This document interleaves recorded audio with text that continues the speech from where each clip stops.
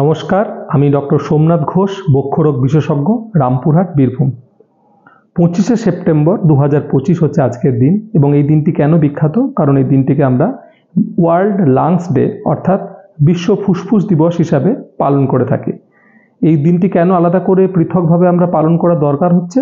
দরকারের একটাই কারণ জনসচেতনতা বৃদ্ধি।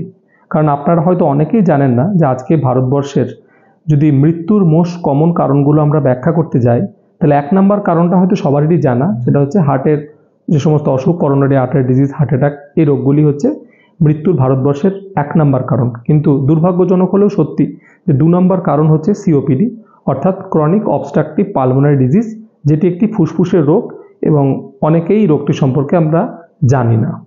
তো সেই জন্যই এই দিনটি বিশেষ করে আলোচনার দরকার আছে। ওয়ার্ল্ড লাংস ডে আজকের এই বছরের জন্য থিম দেওয়া হয়েছে হেলদি লাংস হেলদি লাইফ, অর্থাৎ যদি আপনার ফুসফুস সতেজ থাকে তাহলে আপনি একটি প্রাণবন্ত সুন্দর জীবনযাপন করতে পারবেন, নচেত কিন্তু আপনি পারবেন না।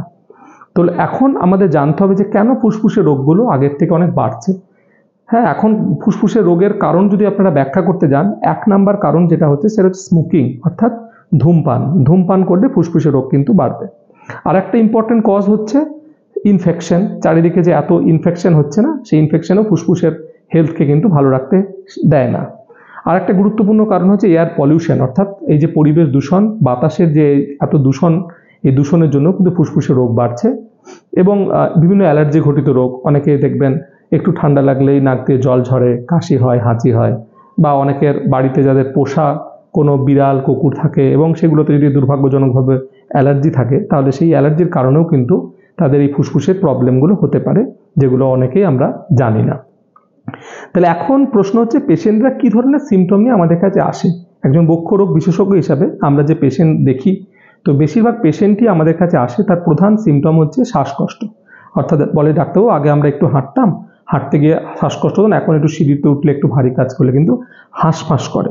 এটাও যেমন শ্বাসকষ্ট, তেমনি হঠাৎ করে একটা পেশেন্ট ভালো আছে, দুম করে হঠাৎ করে দেখা গেল যে শ্বাসকষ্ট শুরু হলো। তো শ্বাসকষ্ট কিন্তু এরকম দুভাবেই আসতে পারে, বা এমন অনেক শ্বাসকষ্ট হয় যাদের ওয়েদারের চেঞ্জের সময় বাড়ে, শীতকালে বাড়ে বা দিনে বাড়ে, রাতে বাড়ে। তো এরকম কিন্তু বিভিন্ন রকমের ভেরিয়েশন শ্বাসকষ্টের হতে পারে। আর একটা ইম্পর্টেন্ট সিমটম হচ্ছে বুকে ব্যথা।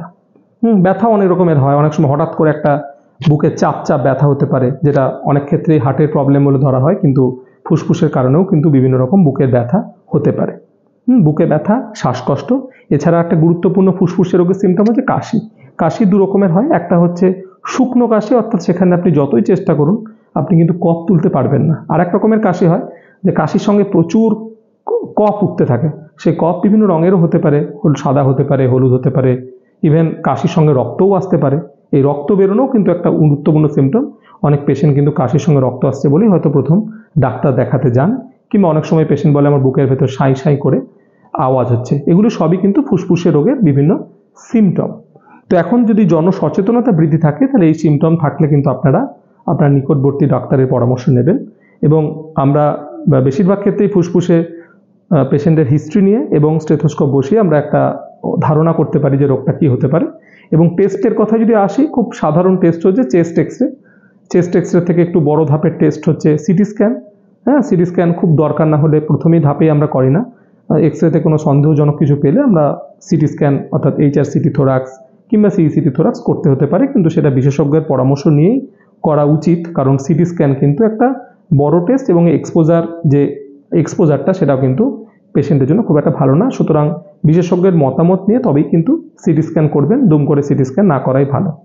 সিটি স্ক্যান এক্সরে ছাড়া গুরুত্বপূর্ণ টেস্ট যেটা অনেকেই অজানা, সেটা হচ্ছে পালমোনারি ফাংশন টেস্ট, যেটাকে আমরা PFT বলি। এটি শ্বাসনালীর ভেতরে যে বাতাস যায় এবং যে আমরা নিঃশ্বাস প্রশ্বাসের সঙ্গে যে নিঃশ্বাস ঢোকে এবং বেরিয়ে যায়, এর মাধ্যমে আমরা শ্বাসনালীর অর্থাৎ যে শ্বাসনালীর মাধ্যমে বাতাস ফুসফুসে যায়, সেই শ্বাসনালীর কিন্তু কর্মক্ষমতা বিচার করতে পারি, যেটি ফুসফুসের রোগের অত্যন্ত গুরুত্বপূর্ণ টেস্ট। নাম হচ্ছে পালমোনারি ফাংশন টেস্ট। তো আজকের এই ভিডিওর উদ্দেশ্য একটাই, যে আপনাদের মধ্যে জনসচেতনতা বাড়ানো এবং ফুসফুসকে আমরা ভালো রাখতে যতটা সম্ভব চেষ্টা করতে পারি যখনই আমরা এই জিনিসগুলো থেকে জানতে পারবো। এবং প্রথম যেটা গুরুত্বপূর্ণ সেটা হচ্ছে প্রিভেনশন, কারণ আমরা সবাই জানি prevention is better than cure. সুতরাং আপনি যদি স্মোকার হন তাহলে আপনি আজই এক্ষুনি স্মোকিং ত্যাগ করুন। পলিউশনের হাত থেকে যতটা সম্ভব প্র্যাকটিক্যালি বাঁচার চেষ্টা করুন, মাস্ক পরুন এবং পরিবেশ দূষণ যতটা নিজেও না করা যায় ততটাও চেষ্টা করুন। এবং আপনি যদি এই সমস্ত সিমটমে ভোগেন বা আপনার পারিবারিক যদি কোনো ফুসফুসে রোগের ইতিহাস থাকে, কিংবা যদি আপনি বারবার অ্যালার্জিতে ভোগেন, তাহলে কিংবা এই সিমটম অর্থাৎ বুকে ব্যথা, শ্বাসকষ্ট, কাশি, হাঁচি, নাক দিয়ে জল পড়া, বুকের ভেতর সাঁই সাঁই করা বা রক্ত ওঠা, এই সমস্ত সিমটম থাকলে আপনার নিকটবর্তী ডাক্তারের সঙ্গে পরামর্শ করুন। ভালো থাকুন, সুস্থ থাকুন। থ্যাংক ইউ, ধন্যবাদ।